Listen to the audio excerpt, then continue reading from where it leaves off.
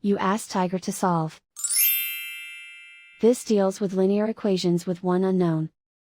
The final result is x equals 5. Let's solve it step by step. Group all constants on the right side of the equation. Add 9 to both sides. Simplify the arithmetic.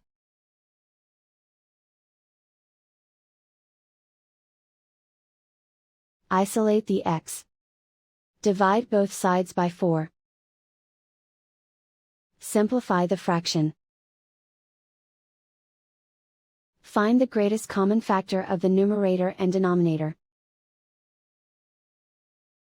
Factor out and cancel the greatest common factor. And so the final result is x equals 5.